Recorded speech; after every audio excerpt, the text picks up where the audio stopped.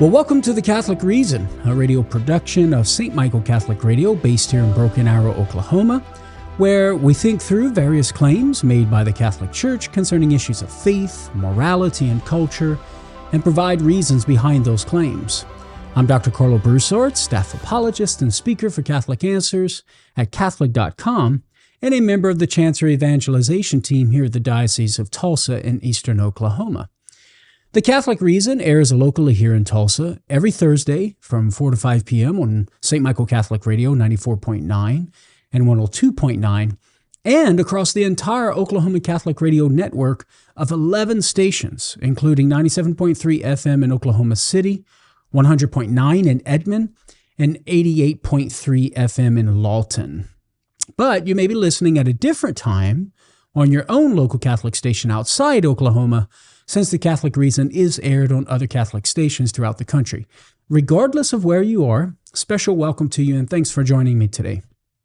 Remember that you can download the show through whichever podcast platform that you use by subscribing to the Eastern Oklahoma Catholic Podcast. And you can also access the archived episodes at karlobroussard.com under both the audio and video tab. In today's episode, we're going to look at perhaps the greatest obstacle anyone faces when considering the question of God's existence, and that is the problem of evil. In his Summa Theologiae, the first part, question 2, article 3, St. Thomas Aquinas lists the problem of evil as one of the two of the strongest objections against God's existence. The problem of evil, however, is really not one problem or a single problem, but rather several problems, plural, since it comes in many different shapes and sizes. But due to time constraints in today's episode, I'm not going to explain all of the different problems of evil and how they interrelate with one another. For that, you can check out my book, Prepare the Way, Overcoming Obstacles to God, the Gospel, and the Church, that you can get at shop.catholic.com. That's the online bookstore for Catholic Answers. The two problems of evil that we're going to look at in today's episode are the following. First, if an all-good and all-powerful God existed, then he would not permit evil, but would eliminate it, all of it, both natural evil like suffering and moral evil like sin. Since evil, in both its natural and moral form, is a reality and hasn't been eliminated, God therefore must not exist. This is one form of what philosophers call the logical version of the intellectual problem of evil. Again, we don't have time to get into all of that, but just to cue you in on it. The other problem that we'll look at in today's episode is what philosophers call the evidential version of the intellectual problem of evil. For some atheists, they think evil doesn't disprove God's existence, but rather only makes God's existence highly unlikely, thus justifying their atheism as a rational position. So they argue. They reason that although the existence of God and the existence of evil are not logically contradictory with one another, there is so much gratuitous evil, useless or pointless evil in the world that God probably doesn't exist. So those are the two problems of evil that we're going to look at in today's episode. So let's start with the first problem.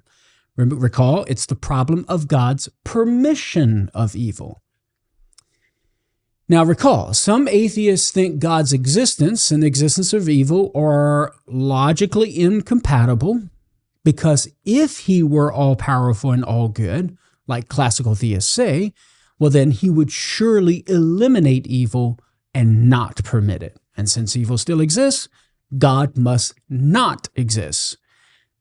In contrast to the evidential problem, which concludes God probably doesn't exist. This is one of the versions that attempts to lead you to the conclusion God must not exist, since evil exists. So let's think through this particular problem. Notice how this form of the problem of evil assumes an all-good and all-wise God must eliminate evil completely. And remember, it says the objection states all evil needs to be eliminated, both natural, like suffering, and moral evil, like sin. Now, what drives this assumption is the idea that a good person must always eliminate evil as far as he can. However, we can reasonably challenge this idea. First, God would be bound to eliminate evil completely if and only if, recall, the objection is demanding that God, being all good, must eliminate all evil. But he would only be bound to eliminate evil if and only if the elimination of evil was due to us as human beings. But such elimination of evil is not due to us as human beings. The reason is that for God to eliminate all evil, whether natural or moral, physical or moral, he would have to give us something that is over and above our human nature. That's to say, God would have to perform a miracle. So to state that, just to be clear, in order for God to eliminate all evil, whether natural, physical, or moral, God would have to perform a miracle. To stop moral evil, God would have to either A, give us the beatific vision, as the blessed have it in heaven right now, which ensures that they have no potential to sin, or B, he would have to give us a grace like Mary that ensures that we always choose the good, even though we have a potential to choose not the good. But that is something that's over and above our nature, whether it's the beatific vision or a grace like the Blessed Virgin Mary, so we believe as Catholics. Both of those are something over and above our nature. Now, to stop physical evils and our experience of those physical evils, God would have to prevent material things from functioning as material things, since corruption and death is part and parcel of the material world. But to prevent material things from functioning as material things would require something over and above the nature of material things. In other words, it would require a miracle to preserve the material things from corruption and death. Now, God is not bound in justice to himself or to us to give what is over and above what the nature of things demand, whether we're talking about the plant or we're talking about human beings. I'm going to repeat that. God is not bound in justice to himself or to us to give what is over and above what the nature of things demand. Since the elimination of both moral and physical evil would require something over and above what the nature of things demand, whether we're talking about the plant or human beings, it follows that God is not bound in justice to himself or to us to eliminate all evil. Therefore, it's not contrary to God's goodness or justice to permit evil, whether moral or physical. Again, why? Because if God were not to permit evil and to eliminate all evil, whether physical or moral, it would require a miracle, God giving us something over and above our nature. But God is not bound in justice to give us something over and above our nature. Therefore, God is not bound in justice to eliminate all evil, whether moral or physical. And so God's permission of evil is not logically incompatible with God's goodness or justice or being. Now, a second response to this particular problem of evil is that the goodness of someone doesn't require the elimination of evil when he has the power to do so, when there is a greater good that can be brought about from the permission of evil. So, for example, it doesn't count against a father's goodness if he chooses not to stop his wife from inflicting pain, physical evil, on his son as she washes out the son's dirty cut, even though he has the power to stop her. And I'm speaking from personal experience here. My wife takes care of the cuts. I stand at the door. I have a hard time with that for some reason, just sharing my heart with you. But I have the power to stop my wife from inflicting that physical evil of pain, but yet I do not. Does that make me a bad father? Does that make another man a bad father who permits the wife to inflict that physical evil of pain? I think we can all agree the answer is no. And the reason is that the father's lack of action to eliminate the physical evil doesn't count against his goodness because he is aware of a greater good that will be brought about from his allowance or permission of the inflicted pain i.e., from the physical evil. Here's another example. Let's assume for argument's sake that contraception is immoral.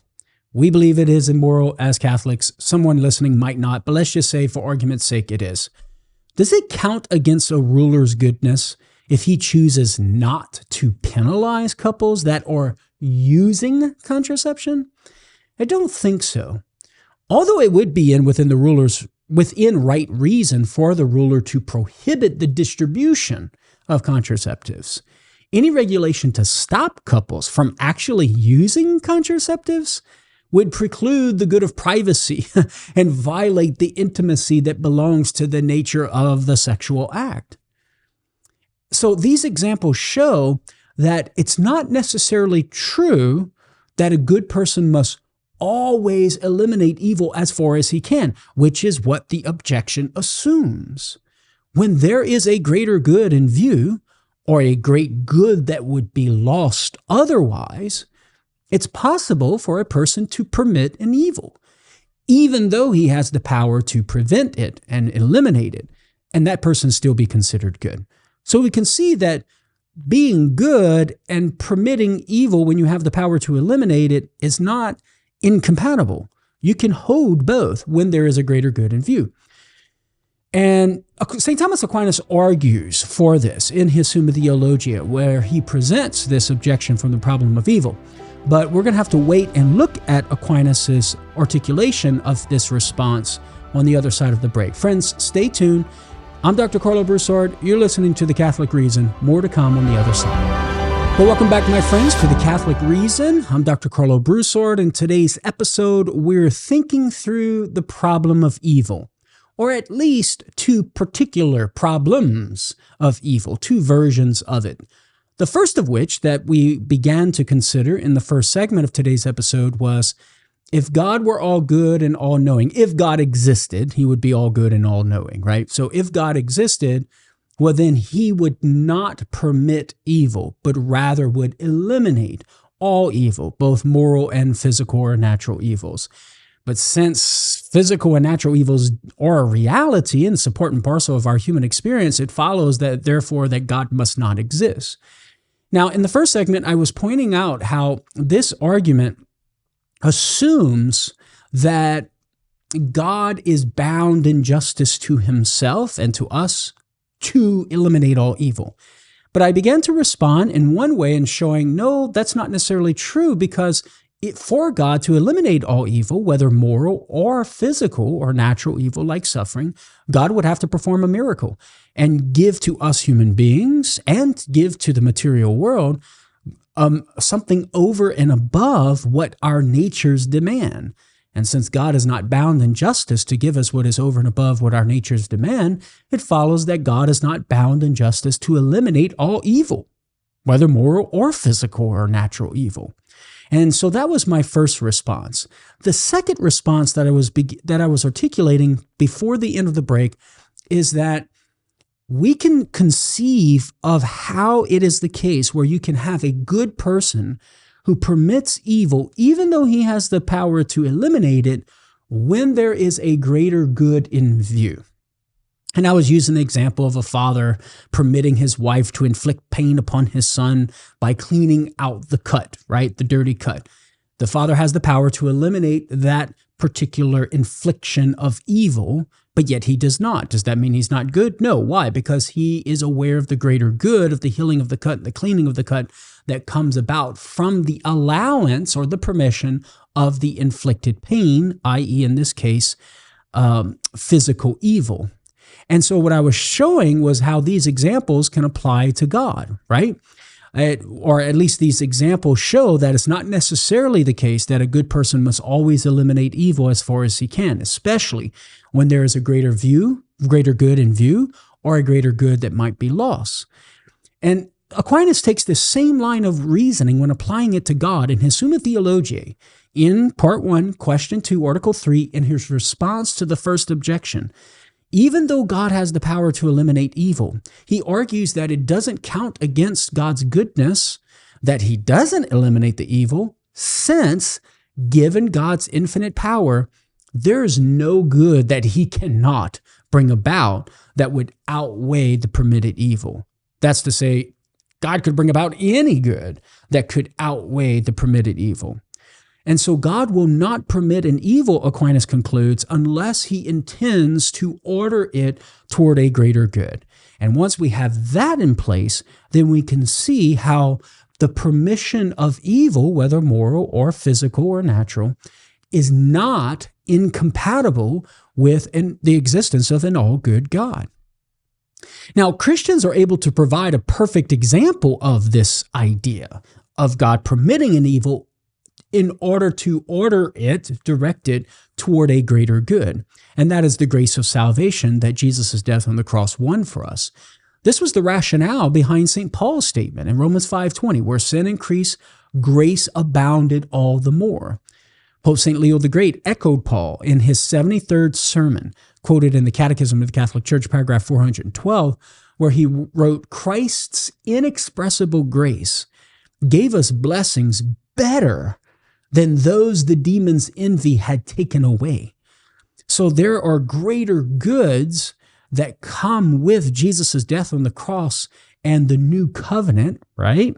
That it comes about on account of the permitted evil of the sin of the human race. And so I share that simply as an example of how Christians can provide an example of how we can see God permitting an evil to order it to a greater good. And given the principle that we've articulated earlier, permission of evil when there is a greater good in view is not incompatible with goodness or a good individual. And so too, we can apply that same line of reasoning with God. God's permission of evil does not entail logical incompatibility with his goodness. Similarly, in view of Jesus' death on the cross that came as a result of Adam's sin, Aquinas writes the following, and this is from his Summa Theologiae, Part 3, Question 1, Article 3, in his response to Objection 3. Aquinas says this: "There is nothing to prevent human nature's being raised up to something greater even after sin. God permits evil in order to draw forth some greater good." God ordered the greatest evil, that's to say the crucifixion of the Son of God, to the greatest possible good, the redemption of the human race and the grace to live with him for an eternity in a state of supreme and definitive happiness. We call that heaven. Therefore, we have good reason to conclude that evil is not logically incompatible with the existence of an all-good and all-powerful God. Number one, because to eliminate all evil would require something over and above our nature, which God is not bound in justice to give us. And number two, any evil that God permits, he can bring about any greater good and order the permitted evil to that greater good, thereby manifesting or showing how the permission of evil can be compatible with the goodness of an individual. So in light of all this, we can conclude that God's permission of evil, while having the power to stop it, does not count against his goodness, since in his infinite power, he can always bring about a greater good.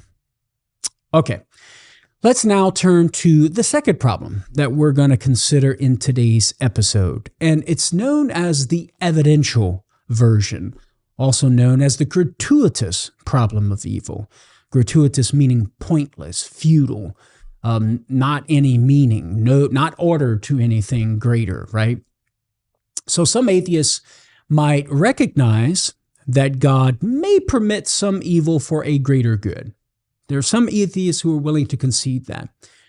But since there exists so much gratuitous evil, useless or pointless evil, they conclude that God's existence is unlikely, probably not true. And you'll notice the difference between this version of the problem of evil and the previous version that we've been looking at. In the previous version, the conclusion was of necessity. God must not exist because the assumption was that the permission of evil or the existence of evil is logically incompatible with an all-good, all-powerful God. This particular version of the problem of evil is not pushing it as radical as the logical incompatibility view. Rather, it's just saying it's unlikely that God exists given the amount of pointless evil. And atheists see that as a rational justification for their atheism. So, if we were to put the argument in the form of an argument with premises, it would go something like this. Premise 1, if gratuitous evils exist,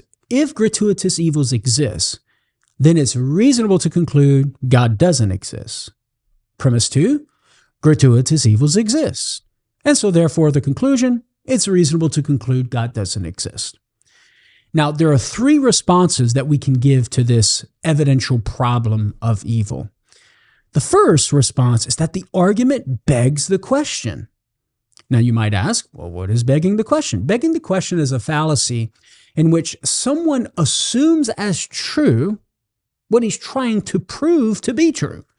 Such a fallacy is also called circular reasoning. We can expose the fallacy of begging the question by asking an atheist a simple question. Why do you think some evils are gratuitous? Why do you think some evils are pointless or useless?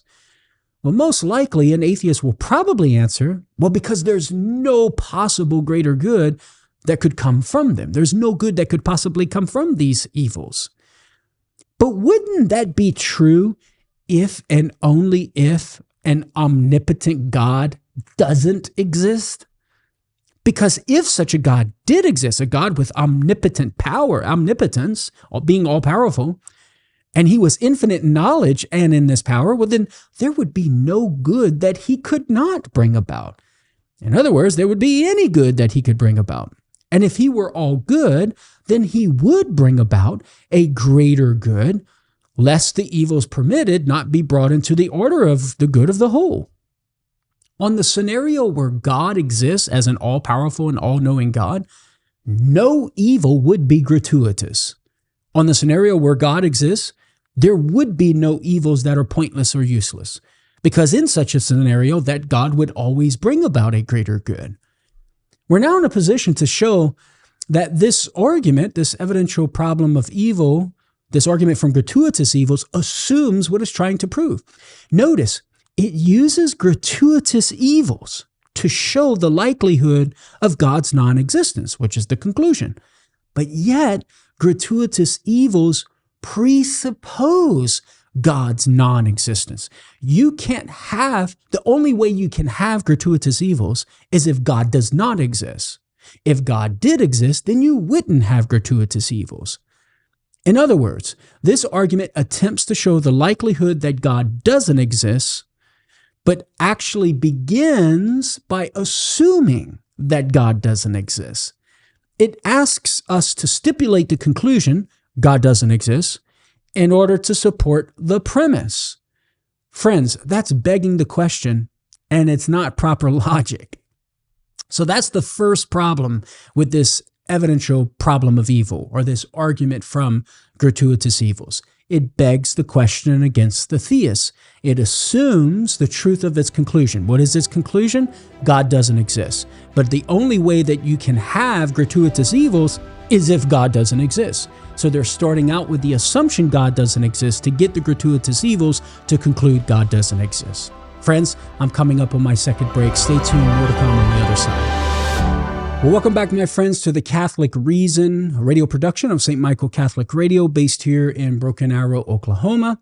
I'm Dr. Karlo Broussard. In today's episode, we're thinking through the problem of evil, but more specifically, two problems of evil.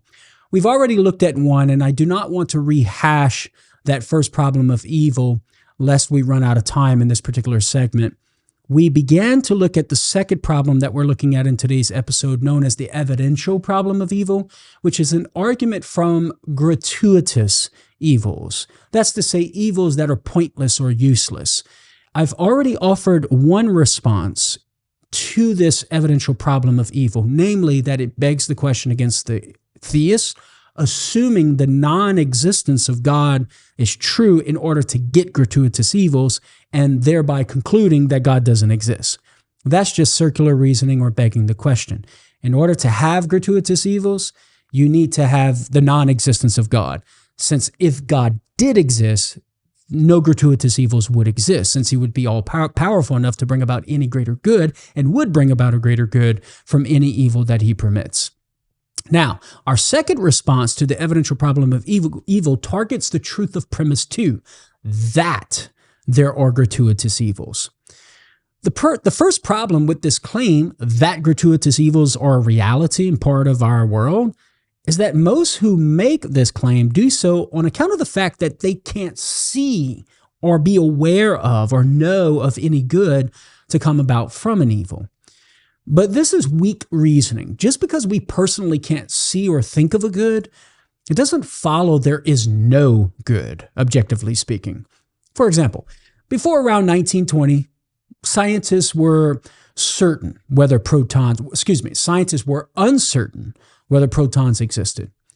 Would they have been justified in concluding based on the lack of evidence that protons did not exist? I don't think so. The absence of evidence doesn't necessarily mean evidence of absence. Just because before 1920 scientists didn't have evidence to prove that protons existed, it didn't follow at the time that protons did not exist. To say a lack of evidence would have justified the claim that they did not exist would have been to confuse an epistemological issue, knowing whether something exists, with a metaphysical or ontological issue, whether something actually exists. The same would hold true today if we were to assert that strings don't exist, right? Because we currently don't have any evidence for them, or that the multiverse doesn't exist because we don't have any evidence for it.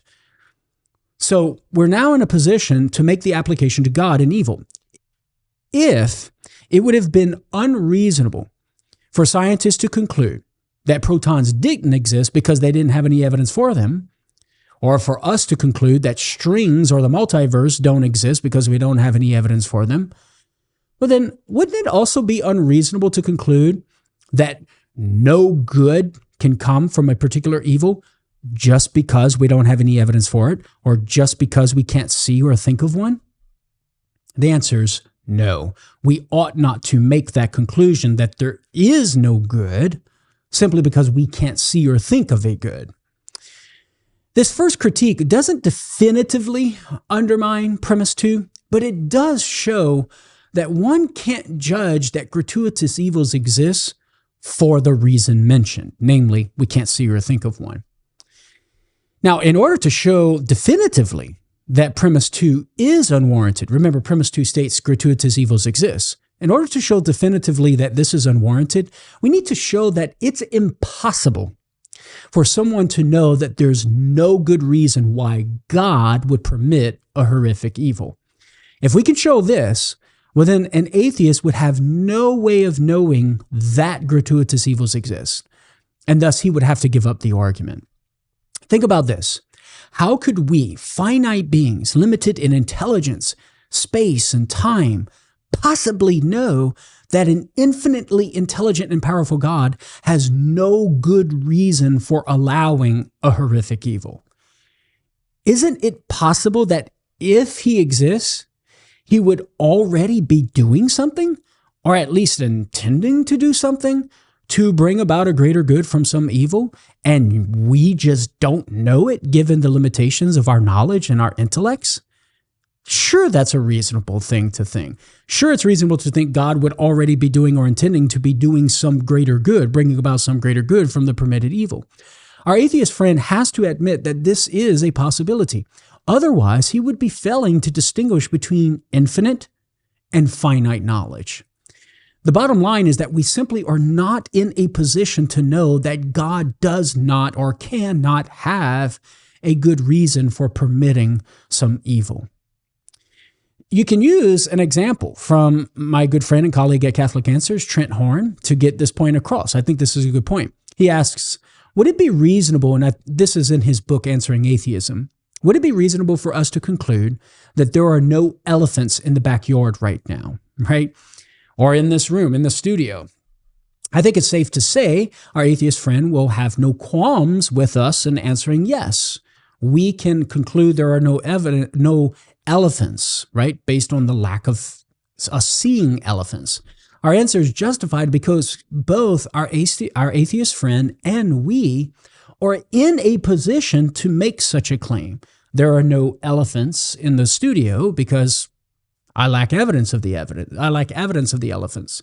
Given the nature of an elephant, with their size and their smell, if one were standing nearby in the studio here, we would know about it.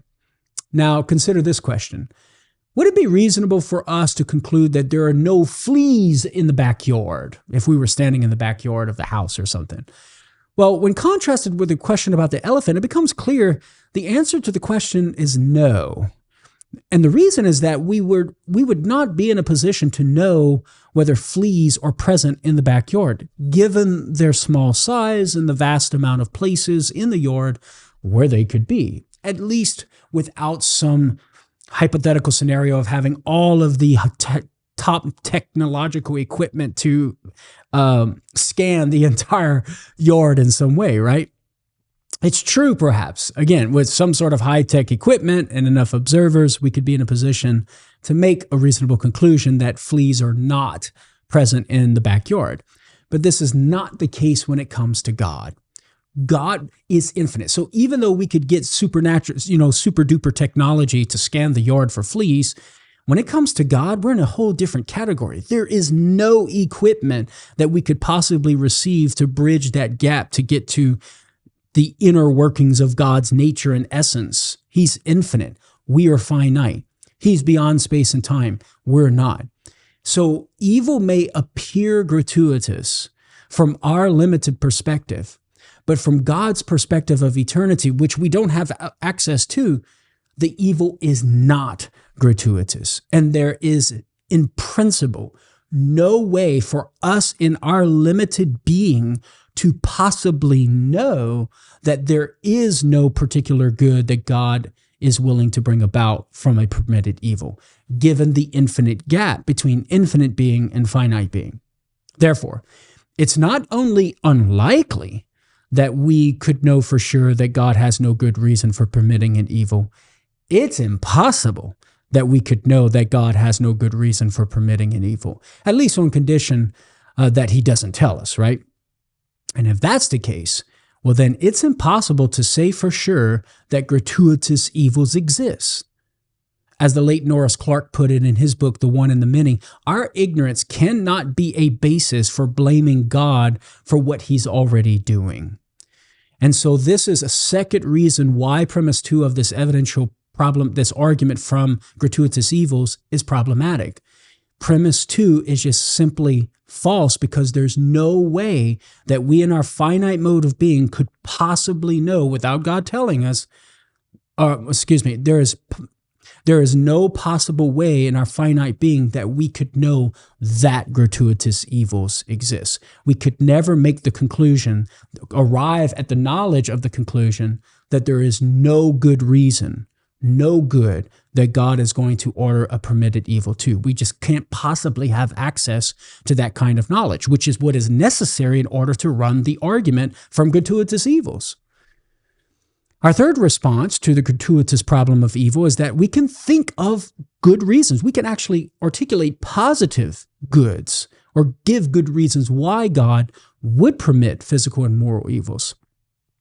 Now, keep in mind here that my intention is not to trivialize the evil that we experience in our lives. What we're doing is simply trying to shed some light, a little bit of light in the darkness of the mystery of evil, in order to show that evil, at least logically speaking, is not a good reason to reject God.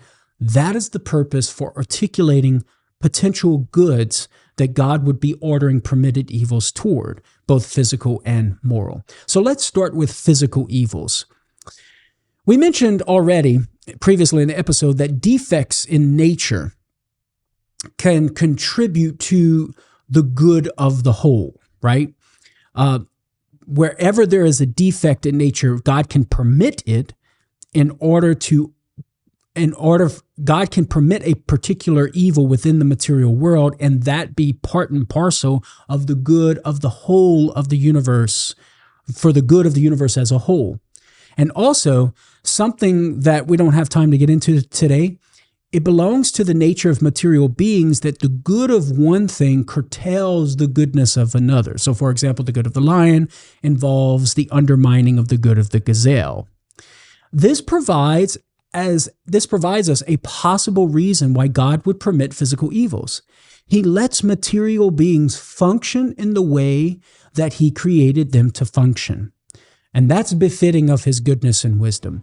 God permits a being to be defective in some way for the general order of his work, that an inferior good should be sacrificed to a higher good, as one author puts it. My friends, I'm coming up on my last break here. Stay tuned, more to come. We'll finish up on the other side. Well, welcome back, my friends, to our last and final segment of today's episode of The Catholic Reason. We left off prior to our last break beginning to articulate our third and final response to the evidential problem of evil, and that is to provide specific goods that God would order permitted evils toward.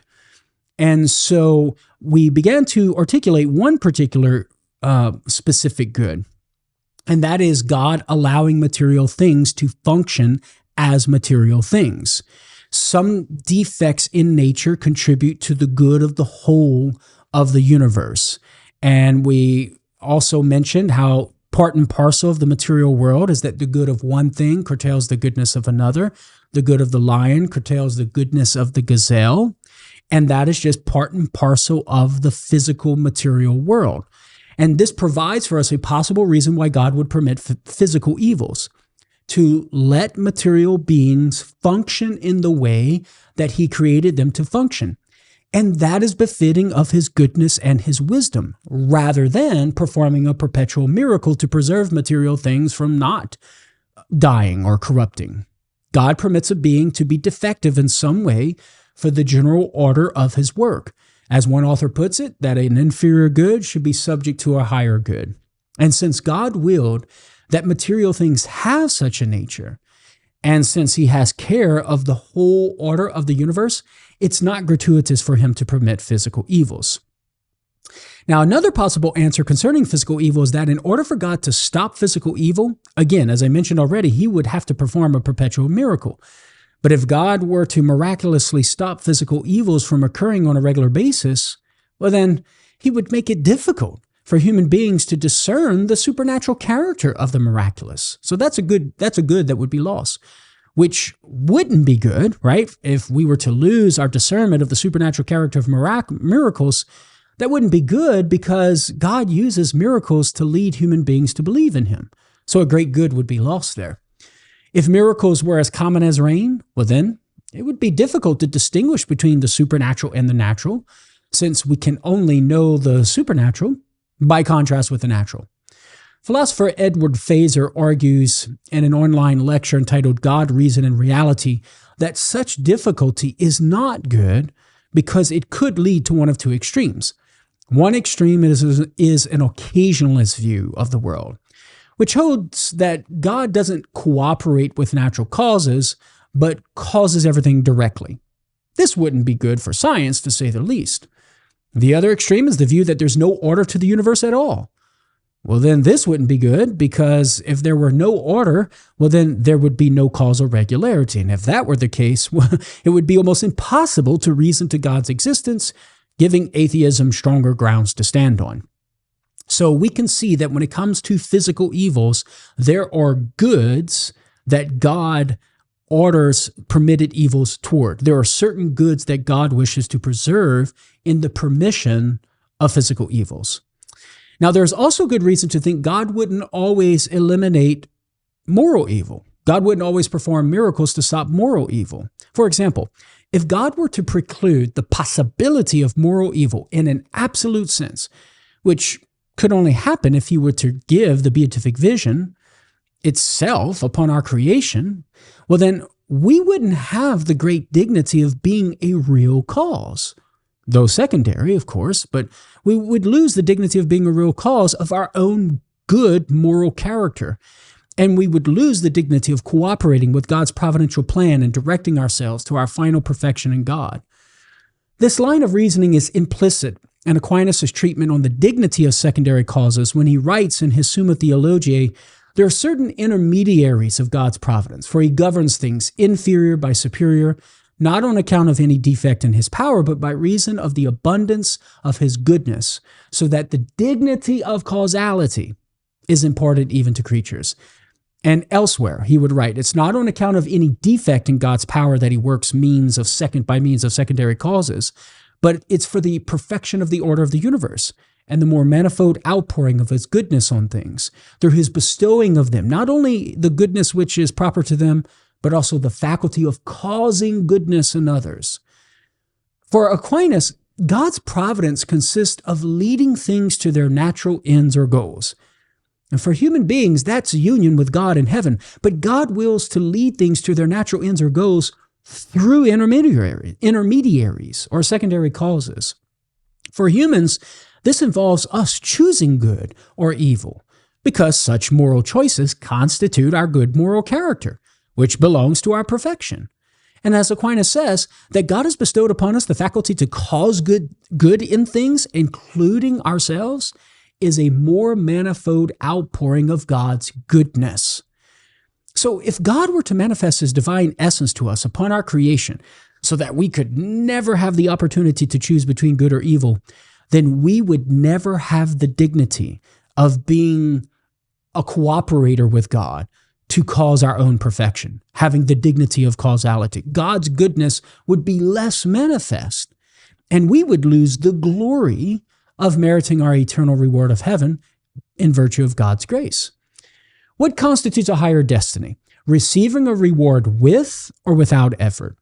As the late philosopher George Hayward Joyce said, surely it's a higher destiny to receive our final beatitude as the fruit of our labors and as the recompense of a hard-won victory than to receive it without any effort on our part.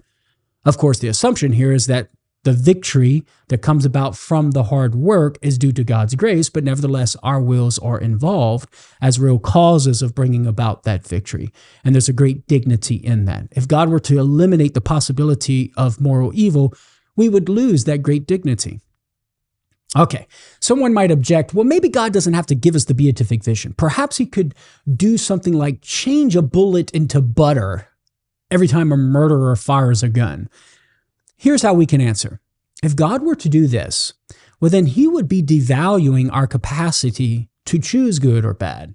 How could there be any real value in man's ability to do good or evil if God never allowed the choices of man to have any effects, and in particular bad effects? The answer is there wouldn't be any real value.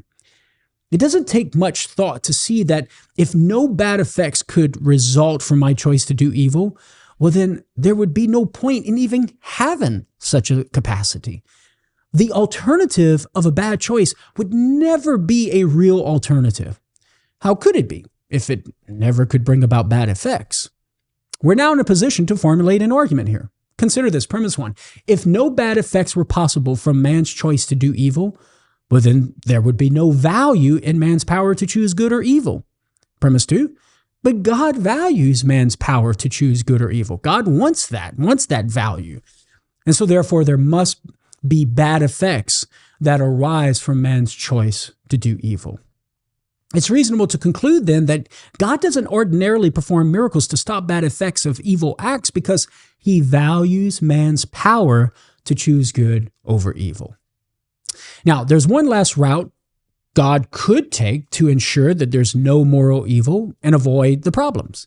He could give everyone the grace similar to the ones that he gave to the Blessed Virgin Mary, which, according to Catholic belief, would ensure that everyone chose in accord with the law of reason and the divine law without mitigating human freedom, okay? So we believe as Catholics that God gave this grace to Mary to always conform her will to the divine will. And that in no way violated her human freedom. She had the possibility to say no, but nevertheless, in fact, she always said yes. This response of God giving in a grace to ensure that Mary always chose good is even further pushed in the traditional Thomistic view that it's infallibly so, that God gives a grace to infallibly ensure that Mary always chose in accord with God's will without violating her human freedom. And how God does that, we ultimately bow in humility, right? And the reason resides solely in the divine will as to, in the divine essence, as to how precisely this works. Now, somebody might say, well, why doesn't God give that grace to everyone? Well, ultimately, I think we're going to have to bow in humility here, but I do think we can follow Aquinas and offer at least one possible reason. On the scenario where everyone receives the type of graces that the Blessed Virgin received, only God's mercy would be manifest and not His justice. Since it's good that both His mercy and justice is manifest, it's fitting, not absolutely necessary, but fitting, that God not give everyone the graces like He gave the Blessed Virgin Mary. And moreover, to give graces to everyone like that, well, then that would just take away from the uniqueness of Mary. So not only do we know generally that God has good reason for permitting such evils, being the wise and infinite creator that He is, but we can also think of particular good reasons. As such, we can conclude that the existence of evil, whether physical or moral, doesn't justify atheism. Well, my friends, that's all the time that we have for this week's episode of The Catholic Reason. My claim today is that the two problems of evil that we consider do not give reason to reject God's existence. To be an all good, God doesn't have to eliminate all evil. And there's no possible way for us to actually know whether pointless evils exist, which means such alleged evils can't be evidence against God. Friends, thanks for listening to The Catholic Reason. Remember, you can download the show through whichever podcast platform you use by subscribing to the Eastern Oklahoma Catholic Podcast. You can also access the archived episodes at my website, karlobroussard.com. Please be sure to check out all the other great resources that I have there available for you. All of the work that I do for Catholic Answers is hosted there in one single location: video, audio, articles, etc. Friends, I invite you to join me again next week for The Catholic Reason as we continue to look at Catholic claims and the reasons behind them. The claim today is that God's permission of evil is not evidence against Him, and gratuitous evils are not evidence against Him either, because we cannot even possibly know whether gratuitous evils exist. Friends, tell a friend. I'll talk to you then next week. God bless.